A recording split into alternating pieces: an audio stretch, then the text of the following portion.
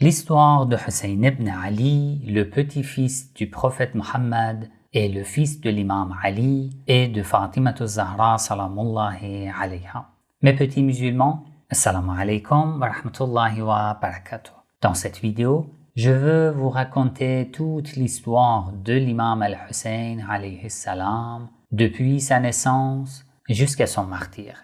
Restez avec moi et écoutez attentivement cette histoire très complète et riche.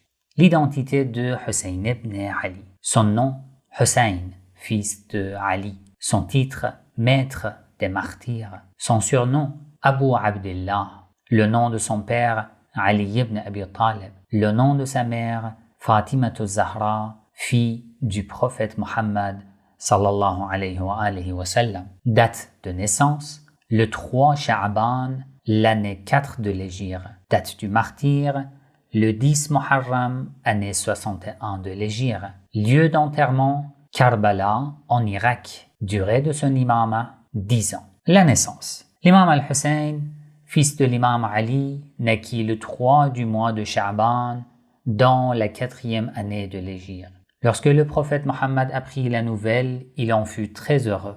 Dès qu'il entendit qu'un petit-fils lui était né, il se dépêcha d'aller à la maison de sa fille Fatima pour la féliciter. Le prophète accomplit lui-même les rites recommandés pour le nouveau-né. Il récita l'appel à la prière dans l'oreille droite de Hussein, puis al-Iqama dans son oreille gauche. Il fit ensuite quelques invocations, puis il donna lui-même le nom de Hussein à l'enfant. Le 7e jour, après la naissance de Hussein, son père Ali offrit le sacrifice rituel, Arira. Il fit distribuer la viande aux personnes pauvres et à ceux qui étaient dans le besoin. Le prophète aimait énormément son petit-fils Hussein. Depuis le jour où Dieu lui révéla le futur martyr de Hussein, il ne pouvait plus supporter de l'entendre pleurer ou crier, tant son cœur était attaché à lui. Chaque fois que quelqu'un voyait le prophète avec son petit-fils, il lui rappelait « Hussein vient de moi et moi je viens de Hussein.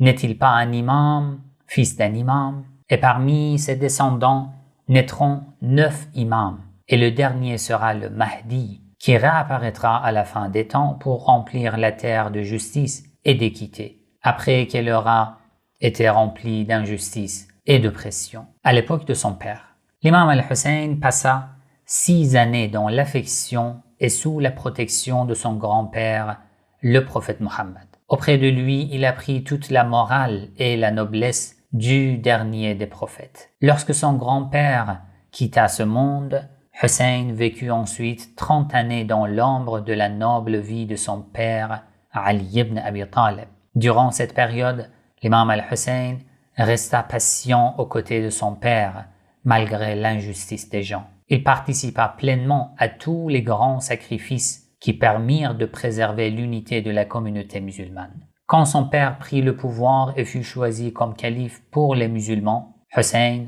combattit à ses côtés dans toutes ses batailles. Après le martyre du commandeur des croyants, l'imam Ali alayhi salam, Hussein prêta serment de fidélité à son frère, l'imam al-Hassan. Je vous ai déjà parlé de toute l'histoire de l'imam al-Hassan dans une autre vidéo complète. Il lui accorda tout son soutien dans sa résistance contre la rébellion de l'hypocrite Muawiyah, qui voulait détruire le gouvernement légal et installer à sa place la dictature de la dynastie des Banu Umayya. Lorsque l'imam al-Hassan fut contraint de conclure la paix avec ce rebelle et de lui céder temporairement le pouvoir, Hussein demeura comme toujours fidèle à son imam légitime. Il obéit à toutes ses décisions jusqu'au jour de son propre martyre. L'imam Hussein et le pouvoir de Muawiyah.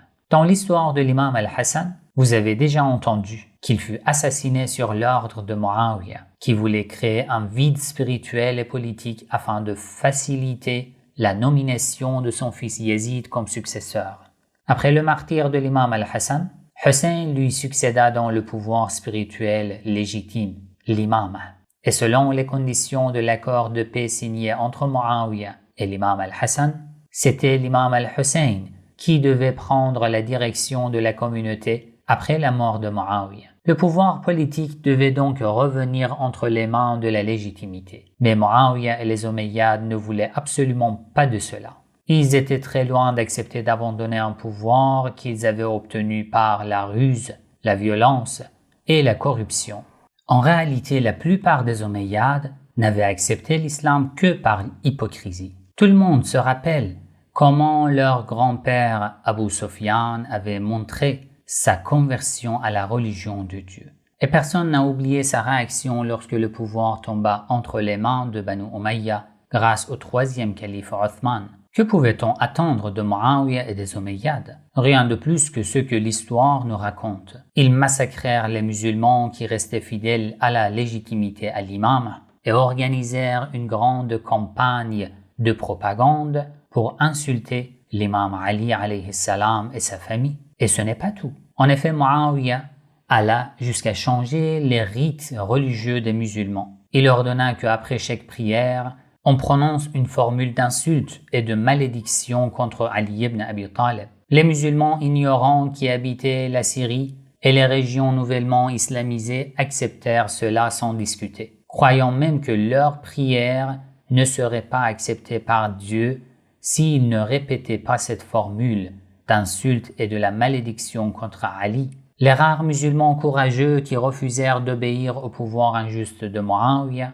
et qui refusèrent de prononcer ces paroles contre l'imam Ali alayhi salam furent exécutés par Muawiyah. Même les compagnons fidèles du prophète ne furent pas épargnés. L'histoire raconte que Hujr ibn Adi et 7 de ses compagnons furent exécutés par Muawiyah à Marjul Adra, près de Damas, simplement parce qu'ils refusaient d'insulter Ali ibn Abi Talib. Quant à Yazid, que Muawiyah voulait désigner comme prince héritier, c'était un homme pervers qui ne respectait aucune limite de la loi de l'islam. Il commettait les interdits les plus graves, il buvait jusqu'à l'ivresse, fréquentait les femmes interdites et passait la plus grande partie de son temps à commettre des péchés en public. L'imam al-Hussein avertit Muawiyah de la gravité de son erreur et des conséquences que cela aurait pour toute la communauté musulmane. Mais le tyran omeyyade ne se souciait ni de l'islam ni des musulmans et décida d'exécuter son plan. Ainsi, sous la menace des épées, il força tous les notables, les nobles, les grandes familles et les quelques compagnons du prophète encore en vie à lui prêter serment et à soutenir son fils Yazid pour lui succéder. Face à Yazid, dès que Muawiyah mourut, son fils Yazid prit le pouvoir à Damas, soutenu par la famille de Banu Umayya. Mais dans tout le monde islamique, cette succession injuste était refusée. C'est pour cela que Yazid voulut renforcer sa position. Il essaya d'obtenir le soutien, ou au moins le silence, de l'imam al-Hussein pour donner l'impression que son pouvoir était légitime. Dès son arrivée au pouvoir, Yazid envoya un message au gouverneur omeyyade de Médine.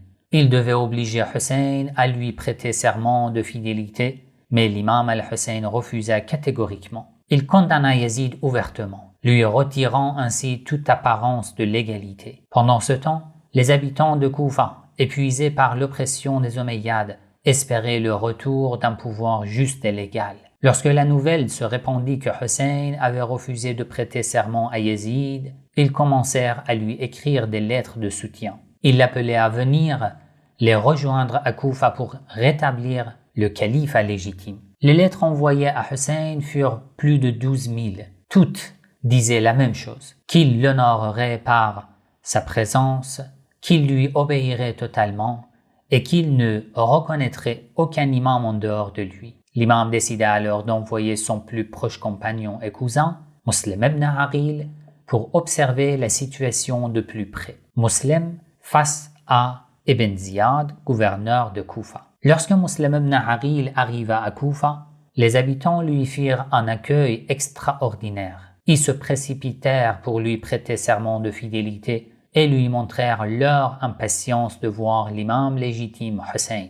Muslim leur expliqua qu'il fallait être à la hauteur de cette responsabilité. Il fallait défendre Hussein et être prêt à se sacrifier pour lui. 18 000 habitants de Koufa lui prêtèrent serment sincèrement. Muslim écrivit alors un rapport à Hussein, l'invitant à venir car tout semblait prêt. Mais à ce moment, Yazid envoya à Koufa le fils de son ancien gouverneur, Ubaydullah ibn Ziyad, un homme encore plus violent et rusé que son père. Yazid lui donna pour mission d'éliminer les partisans de Hussein et d'éteindre la révolte de la ville. Pour accomplir les ordres de Yazid, Ubaydullah ibn Ziyad n'eut besoin que de quelques agents et d'une grande somme d'argent. Dès qu'il entra dans la ville, il envoya ses espions répandre une fausse rumeur. Une immense armée de Yazid est sur le point d'attaquer Koufa. En même temps, il commença à corrompre les chefs des tribus avec de l'argent et des promesses. En quelques jours, toute la ville changea de camp. Muslim vit alors ses partisans devenir de moins en moins nombreux. Comprenant qu'il ne fallait plus compter sur les habitants de Koufa, il voulut avertir l'imam al-Hussein avant que celui-ci n'arrive. Les soldats de Ibn Ziyad partirent à la recherche de Muslim. Muslim se défendit courageusement, mais il fut finalement blessé, capturé, puis amené devant le gouverneur qui donna l'ordre de l'exécuter. La fin tragique de Muslim n'était en réalité que le début d'une très grande épreuve. L'imam al-Hussein s'y était déjà préparé. Et malgré les mauvaises nouvelles venant de Koufa, l'imam al-Hussein décida d'aller au-devant de son destin pour sauver l'islam de la plus dangereuse falsification qu'il ait jamais connue. L'imam sur la route de Karbala. L'imam al-Hussein était en route vers Koufa quand il apprit la nouvelle du martyre de Muslim et de ses compagnons. Il dit alors à ceux qui l'entouraient: « Celui qui vient avec nous marchera vers le martyr, et celui qui nous quitte n'aura aucune victoire. » L'imam savait parfaitement où il allait. Il avait expliqué clairement à tous ceux qui le suivaient qu'il ne se rendait ni comme conquérant, ni comme fuyard, mais qu'il avançait droit vers le martyr. C'est ainsi que l'imam al-Hussein décida de se sacrifier pour réveiller la communauté musulmane, une communauté que les Omeyyades avaient endormie pendant 20 ans. Le sommeil spirituel était si profond qu'il fallait le sang du petit-fils du prophète pour réveiller les consciences. Oui, il fallait que Hussein, fils de Fatima az-Zahra et petit-fils de Mohammed, le sceau des prophètes, soit tué par les hypocrites qui se revendiquaient de l'islam afin que le vrai visage des Omeyyades soit dévoilé. Et ce n'était que le début de la leçon. Les objectifs de l'imam al-Hussein. L'imam al-Hussein expliqua lui-même les raisons de son action.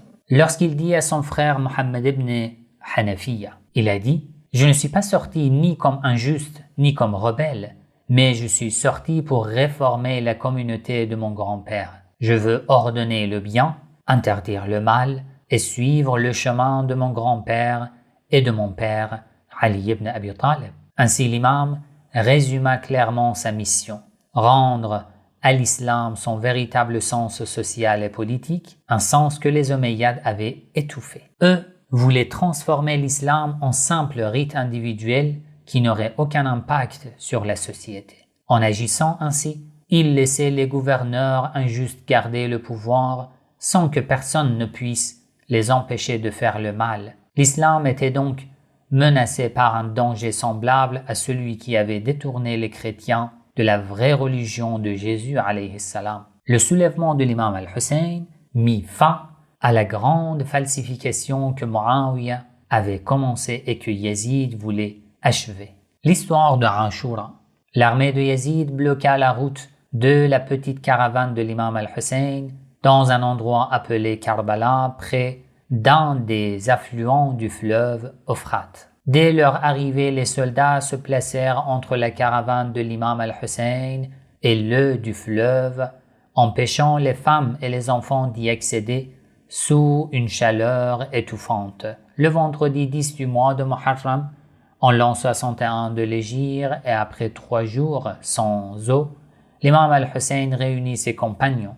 Ils étaient 72 et il leur demanda de se préparer au martyre. Puis, il s'avança vers l'armée des hypocrites pour les appeler une dernière fois au repentir. Il leur rappela qu'il était le petit-fils du prophète et que son sang leur était interdit. Il leur cita aussi les paroles du prophète: « Hassan et Hussein sont les maîtres des jeunes du paradis. L'armée de Yazid n'était en réalité composée que des gens de Koufa, que Ubaydullah ibn Ziyad avait réussi à corrompre. La plupart de leurs chefs étaient même les mêmes personnes qui avaient écrit des lettres à l'imam al-Hussein pour l'inviter à venir à Koufa. À cause de cela, les paroles de l'imam restèrent sans effet. Devant lui, il n'y avait que des gens qui avaient vendu leurs âmes au diable. La réponse de ces hypocrites à l'appel de l'imam fut « Donne l'allégeance à Yazid comme nous l'avons fait ». Mais c'était justement cela que l'imam al-Hussein refusait. Il leur répondit fermement que la vie ne valait rien si l'homme devait s'avilir pour elle et que donner l'allégeance à un tyran pervers comme Yazid, c'était une humiliation interdite par l'islam et inacceptable pour tout musulman libre et pour tout homme libre. Omar ibn Saad, le commandant de l'armée de Yazid, lança l'ordre de l'attaquer. Alors commença la grande bataille entre le tout petit groupe de compagnons de Hussein et la gigantesque armée de Yazid, qui comptait plusieurs milliers de soldats. Après un combat héroïque, l'armée ennemie se retira avec de lourdes pertes, tandis que les compagnons de Hussein avaient déjà perdu 50 fidèles. Les combats continuèrent ensuite un par un, en duel individuel. Les compagnons et les proches de l'imam al-Hussein avancèrent vers le champ de bataille et attaquèrent l'armée ennemie pour atteindre le martyr. Tous étaient impatients de rejoindre leurs frères déjà partis au paradis. Si l'on voulait expliquer toute la noblesse et le courage des compagnons de l'imam ce jour-là, l'histoire de Abbas, le frère de l'imam, en serait le meilleur exemple. L'imam lui avait demandé d'aller chercher un peu d'eau pour les enfants assoiffés. Abbas affronta toute la garde ennemie qui se tenait entre lui et le fleuve. Lorsqu'il atteignit enfin l'eau, il remplit sa gourde et eut la tentation de boire. Mais il se rappela que l'imam al-Hussein ne pouvait pas boire, ni les enfants. Alors il s'abstint et se dépêcha de ramener l'eau au camp. Mais sur le chemin du retour, il fut attaqué et martyrisé, sans avoir bu une seule goutte malgré 3 jours de soif. Après le martyre de tous ses compagnons, l'imam al-Hussein fit ses adieux aux femmes et aux enfants. Il leur demanda de supporter le destin que Dieu le Très-Haut leur avait réservé et leur rappela la noblesse de leur cause. Puis il entra dans la tente de son fils, l'imam Ali Zayn al-Abidin. Celui-ci était malade et n'avait pas pu participer au combat. Il fut donc le seul homme survivant du massacre. L'imam lui dit de garder son calme, quoi qu'il arrive, et de protéger sa vie à tout prix, afin de pouvoir poursuivre l'œuvre de ses prédécesseurs, défendre la foi, enseigner les préceptes de l'islam et protéger les musulmans de l'invasion culturelle étrangère. L'imam al-Hussein s'avança ensuite vers l'armée des hypocrites. Bien qu'il ne fût pas connu comme un grand guerrier, son combat fut miraculeux. Chaque fois qu'il attaquait un groupe, il les dispersait et les mettait en fuite. Alors, l'armée des hypocrites choisit de tirer des flèches et des pierres. Une flèche transperça la gorge de l'imam et il tomba de son cheval. Personne n'osa s'approcher de lui. Ils comprirent qu'ils avaient commis un grand sacrilège et craignaient la colère de Dieu. Seul un homme méchant et rancunier, nommé Shemr, l'un des adjoints de Ubaydullah ibn Ziyad, eut l'audace d'exécuter les ordres de son chef. Il décapita l'imam et plaça sa tête au bout d'une lance. La haine des Omeyyades envers les Ahl al-Bayt alayhim salam et envers l'islam était sans limite. En effet, le commandant de l'armée de Yazid ne se contenta pas de massacre. Il ordonna à 10 cavaliers de piétiner le corps décapité de l'imam. Puis il ordonna de mettre le feu au camp des femmes et des enfants. Zaynab, la sœur de l'imam al-Hussein, commença à rappeler et à calmer les femmes et les enfants terrorisés qui fuyaient dans toutes les directions. Avec un courage et une force dont seule une petite fille du prophète pouvait faire preuve, elle s'avança vers le corps disloqué de son frère Hussein.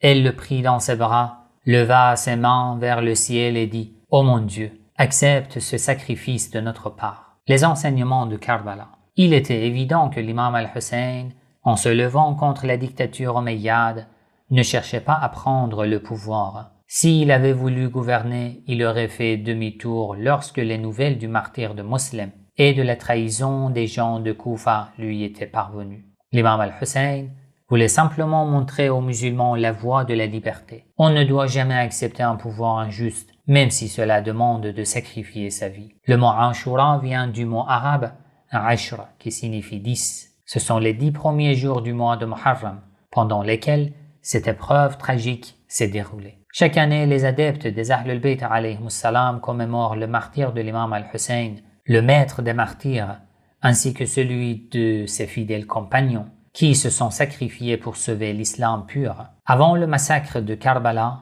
le jour de Ashura n'avait rien de particulier. Mais depuis ce jour, il est devenu le symbole de la résistance contre l'injustice et l'emblème de tout homme libre qui préfère mourir plutôt que vivre en trahissant ses principes. Ashura est le jour de tous les hommes libres, la fête de tous ceux qui cherchent la justice et l'équité, et le jour du sacrifice sublime pour l'amour de Dieu.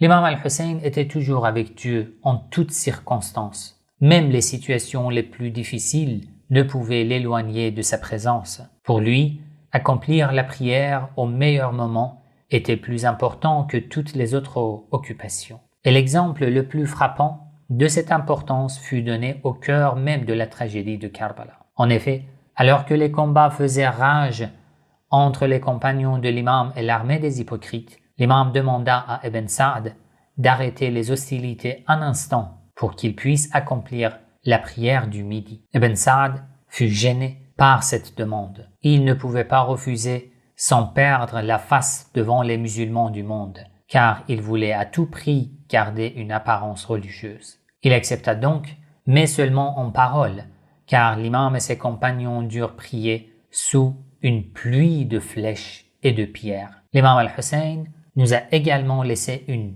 invocation célèbre recommandée le jour de Arafah, le 9e jour du mois de Dhul-Hijjah. Dans cette invocation, on trouve de très beaux enseignements sur sa vision de la présence de Dieu, du repentir et de la relation entre l'adorateur et son créateur. En s'indignant contre ceux qui veulent prouver l'existence de Dieu, il dit « Quand es-tu absenté pour qu'on cherche à démontrer ta présence? Aveugle est l'œil qui ne te voit pas veiller sur lui. » L'imam al-Hussein vivait comme un ascète et voulait montrer l'exemple à tous ses adeptes. Par amour pour Dieu, il fit plusieurs fois le pèlerinage à pied, même s'il aurait pu facilement se procurer la meilleure monture. Il connaissait la valeur de la fatigue dans la voie de Dieu. Et en attendant le jour de Karbala où il allait se sacrifier pour l'islam et goûter à la douceur du martyre, l'imam était impatient d'endurer des efforts pour Dieu. Ainsi, marcher de centaines de kilomètres sous le soleil brûlant du désert était pour lui une consolation dans l'attente du grand jour de Ashura. L'imam al-Hussein était l'ami des pauvres et des nécessiteux. Il leur donnait secrètement de l'aide et de l'aumône pendant la nuit sans que personne ne sache que c'était lui. Ce n'était qu'après son martyre que les gens découvrirent la vérité. Lorsqu'ils virent les marques sur ses épaules et son dos, ils comprirent qu'il portait chaque nuit de lourds sacs de nourriture pour les familles pauvres de Médine. Ils interrogèrent son fils, l'imam al-Sajjad alayhi salam, et apprirent alors que celui qui aidait les pauvres dans l'ombre était Hussein lui-même. Un jour, l'imam al-Hussein passa près de quelques hommes pauvres qui mangeaient du pain sec. Avec la simplicité des gens sincères, ils l'invitèrent à partager leur modeste repas. L'imam accepta avec joie et s'assit à leur côté directement sur le sol. Lorsque le repas fut terminé, il leur dit « J'ai accepté votre invitation, alors acceptez la mienne. » Puis il les invita chez lui pour leur offrir un repas digne de son hospitalité. La commémoration du jour de Ashura. Les Omeyyades avaient essayé de transformer le jour de Ashura en une fête, car selon Yazid lui-même, c'était pour eux une vengeance qu'ils poursuivaient depuis la bataille de Badr. Mais en réalité, le jour de Ashura fut un jour de malheur pour les Omeyyades, et cela jusqu'à la fin de leur règne. Depuis ce jour-là, chaque année, il y eut des révoltes et leur gouvernement devint l'un des plus instables de l'histoire des musulmans. Yazid lui-même trouva la mort peu de temps après le massacre de Karbala. L'histoire raconte qu'il fut dévoré par les bêtes et qu'il n'eut même pas de funérailles ni de tombe digne de ce nom. Pendant ce temps, le mausolée de l'imam al-Hussein à Karbala devint l'un des lieux les plus sacrés du monde islamique. Les musulmans le visitent depuis des siècles, venant des quatre coins du monde, alors que les Omeyyades et leurs successeurs injustes sont tous tombés dans l'oubli. Lorsque les conditions politiques le permettaient, les musulmans se dépêchaient chaque fois de commémorer le jour de Ashura. Ainsi, en Égypte sous les Fatimides, en Iran sous les Daylamites et en Inde, les premières cérémonies pour commémorer Karbala et le jour de Ashura eurent lieu. Peu à peu,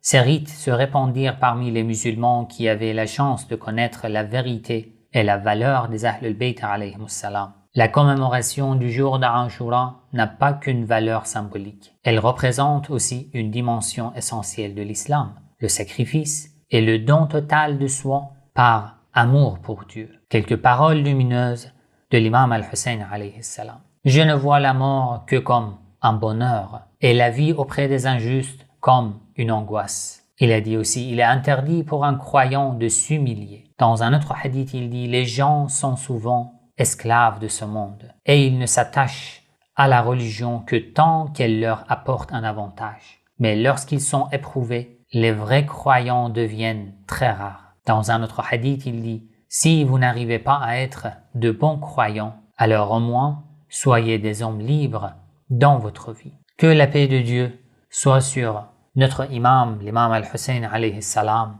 son père, l'imam Ali, sa mère Fatimatu Zahra, son frère l'imam al-Hassan, ainsi que son grand-père, le prophète Muhammad sallallahu alayhi wa sallam. Si vous avez écouté cette histoire jusqu'ici, n'oubliez pas de liker, commenter, partager dans les commentaires, écrivez ce que vous avez compris, ce qui vous a touché le plus dans l'histoire de l'imam al-Hussein alayhi salam. Wassalamu alaikum wa rahmatullahi wa barakatuh.